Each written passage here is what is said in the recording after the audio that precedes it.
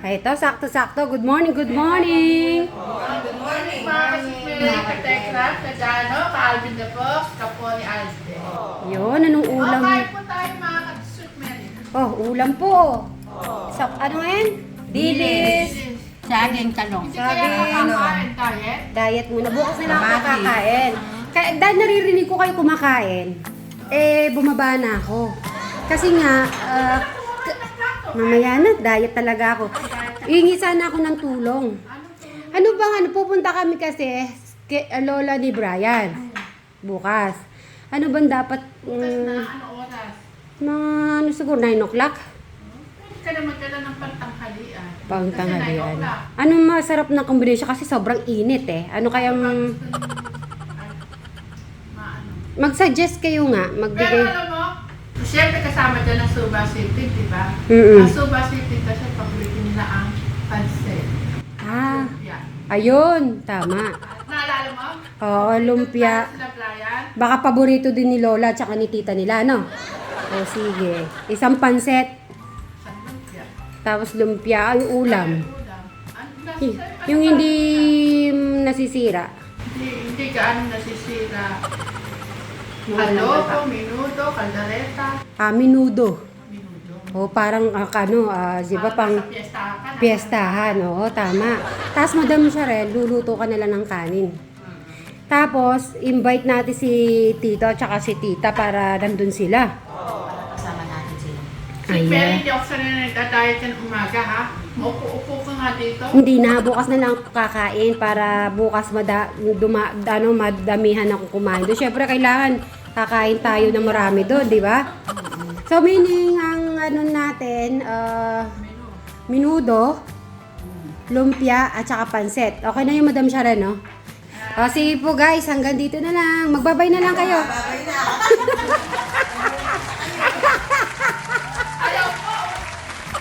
Okay. Dito tayo. Kuha po tayo ng magandang spot po dito. Medyo na ngayon magandang hapon po mga kasitmeris, katekra, mga kadyano po natin. At ngayon ay hapon po kami pumunta kasi sobrang init po kanina.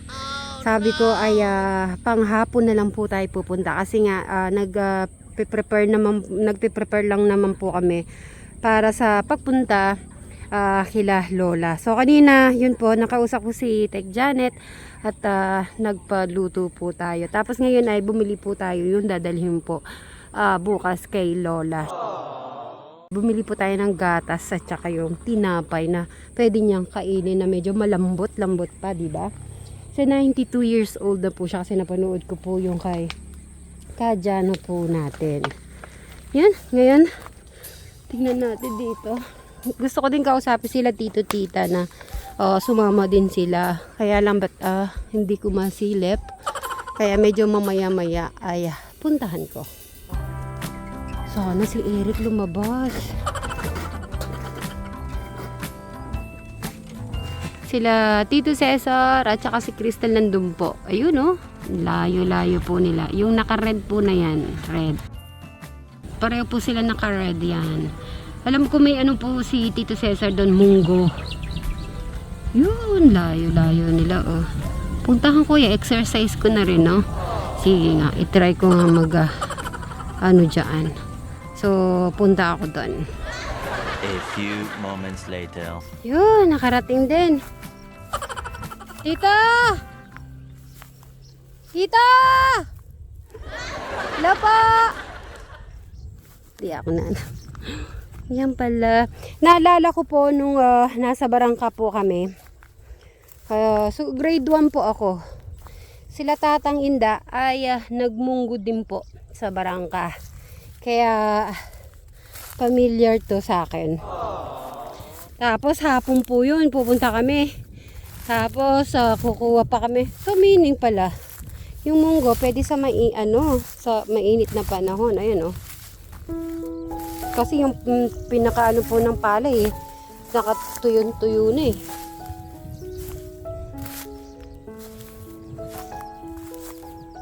Ang munggo.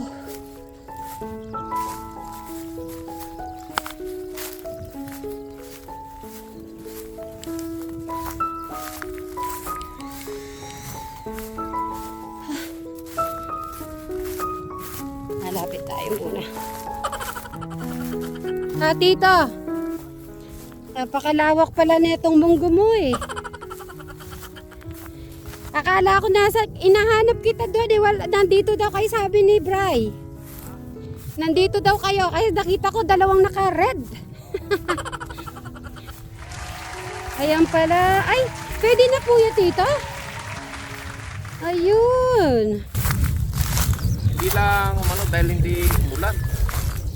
Pero, Sana kahit isang beses, gaganda yung bulas na munggo. so meaning kahit ganyan po liit, pwede na siya. Oo. Basta kukunin mo lang tuyo. So tinulungan kayo ni Crystal. Nakabitas na may isa. Ay sa Crystal, damihan mo naman yung pitas mo. Nakatiraw sa kamay. Oh, yun no. Tito, nagganito kami. Sila Tatang Inda nung grade 1 ako. Kaya familiar sa akin na nagtanim po sila ng munggo. Oo. Ano naman, lawak din po nun eh. Kasi parang may kumukuha, parang bandal-bandal na. Gano'n. Opo, kaya hinanap kita, tito, bukas. Kasama kayo. Bukas. Si tita, kasi nagpaluto din po ako ng pagkain. Saan? Saan? Kila ano? Santa Ines? Opo, kila lola nila. Oo. Si Eric nga po, pupush ko po makasama. Si Eric, sana sumama si Eric. Opo, kung si Alex di tayo sure eh. Oo, At si Eric po. kahit si Eric man lang sana. Mm. Tumayo ka riyan. Dito kuha ka. Nagluluto ng sopa si Madam Sharon at makakain din po kayo, tito. Para inano ko, tito, lahat rinedy ko na para hindi na lang mag-abala. Opo, pati kanin, dinala ko na din. O, di ba? Wala na yung pag-aabala ro. Oo, syempre. Para hindi po sila ma-stress po. Ay, baka sabihin nila Kaya sabi ko, i-ready na natin. Nagpaluto ako kay Ate Janet. Pag nakita mo yung sis, 92 years old, malinaw yung mata, mali. Kaya nga po, sabi nga po nila, nabasa ko din eh. At saka nakita ko sa vlog po ni Janoy, sabi ko, Kakarpintero pa. parang ano pa lang, nasa 70 po, no? Parang si Tatang. Daig pa ako maglakad. Nakakakyat pa sa danan, mabilis. Basta tuyo yung Ito. tuyo yung... Crystal, nagkukuha ko na dating ganito. Ayan o, yun. Pwede nang ganyan. Ayun. Crystal na kaisa, umayaw na. Crystal, kuha ka pa, Crystal. At ano ka ba? Ayun, nakadalawa pala si Crystal. Tito, buti nagtanim ka nito. Pang ulam-ulam. Sa bagay, kaysa no? Sinabog ko yan, may palay. Bago i-harvest. O, kinabukasan, sabog ko na. Kinabukasan, in-harvest na yung palay. Okay. Kung umulan sana, bumulas yung ko. Kontra pabor. Ang Pag ulan naman, kawawa yung pakwa.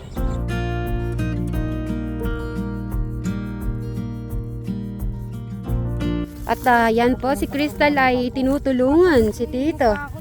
Yan, yung black na yan. Kunin mo yan. Yan. Tito, ingat. Yun, galing naman ni Crystal.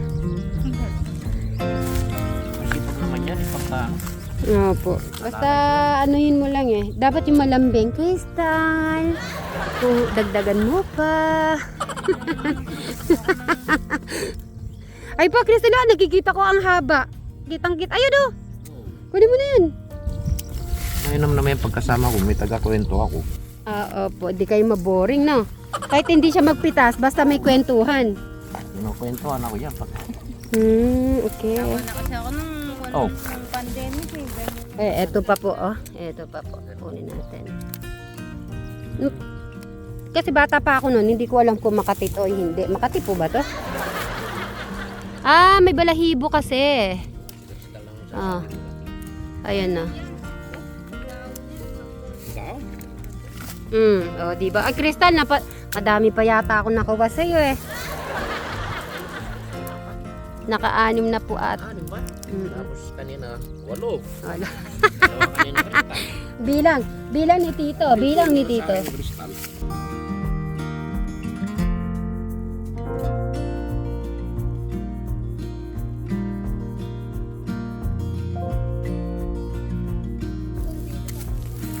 Ano? Dapat naglagay ka dito ng kangkong. Hindi mo kinuha. Kangkong. Kunin mo sa tubig. Huwag kang pupunta rin. Diyan sa dadaanan natin meron mamaya. At tinurin mo na ako, di naman ako. Ha? Ang ganda ng ano eh, ng ulap eh. Yung, ang ganda-ganda oh. Ang ganda-ganda. Ay, Krista, sabay-sabay na tayo uwi. Huwag mo ayawan natin, Mary. Oo. Sinabi ko lang sopas niluluto pa, sopas di pa yan luto pag uwi mo. Lalakad pa. Hindi, okay na ba yan, tito? O, sige. Akin na po, ako na magbitbit. Ako na, tito. Ah, sige na, tito, ako na. Oo, sige. So, pauwi, parang pumunta lang ako dito na pauwi kayo. So, ano na rin, ang oras po ay, magsi-6 na. Ayun, si Crystal ay takbo. Tumakbo na siya. Ako na dito magbuhat niyan. Ayan. So guys, mamaya na lang po ulit. Bye! Bye-bye kay tita.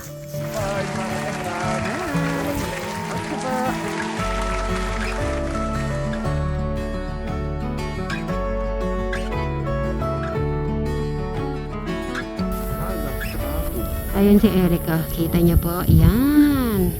Siguro lumipad yung bola ni Eric kasi nandun oh. Ayan, lumipad ang bola niya. So ayan, nagbabasketball si Eric. Ano natin. Kaya kasama si Brian.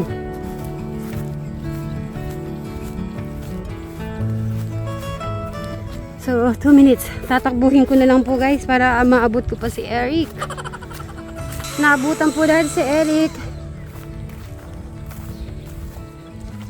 Ay, thank you Lord. Hi Eric. Good evening and good afternoon. Eric. Mag-hi muna si Eric. Eric, pagod eh. Mag-hi ka muna. Mamaya sige, dito na ako muna. Pagod ako. Na-exercise ako, Bray. Nayay. Pumayat ako 1 oras. Ay, isang kilo. Okay na, okay. Okay yan? Sige, tingnan mo nga. Okay na, okay na. Bilisan mo. Alin? Wala. Alin? So, yan. Panoorin muna natin po si Eric natin. Mag-shoot 3 points. Wow, 3 points. Pumasok ba yun, Eric? Hindi? Ay, akala ko pumasok. Naduling na ako. Di ba? Okay.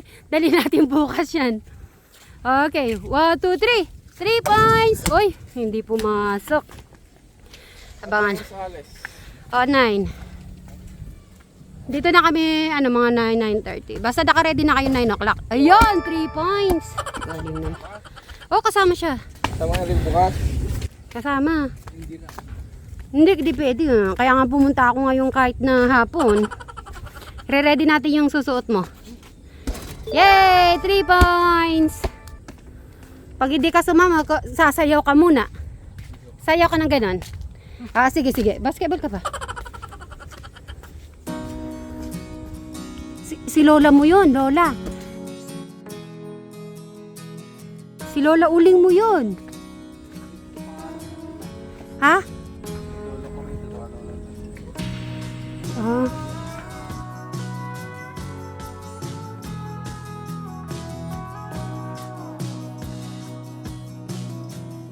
Sige, shoot. Uy, 3 points. Nakatatlong 3 points. Naka 9 points na po siya. Sige lang, dapat madami ang ginagawa mong basketball.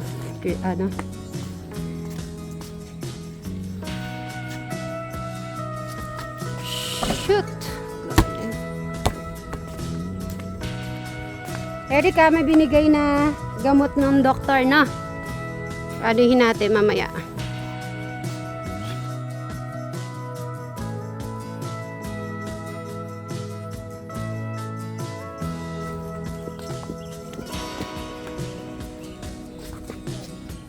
Nalinis sa likabok.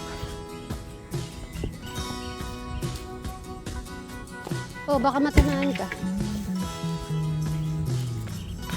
Sige, tumakbo.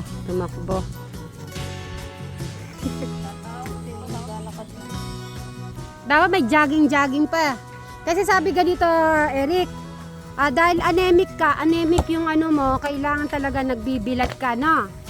Eric, bibilad. Tapos, wag ka nga laging nasa kwarto. 'Di ba? Yung anemic Jano, kailangan laging nakasikat sa araw. Tsaka nakabilad. Oo. Erika, yun ang gagawin. Bukas pala, 9 o'clock naka-ready na kayo, no? 9. Mga tapos 9:30 nandito na kami. 9 alis na kami doon. Erika, 9 a.m. naka-ready na. Ano? Yeah. Meron din nun? Okay. 9 o'clock bukas, Eric. 9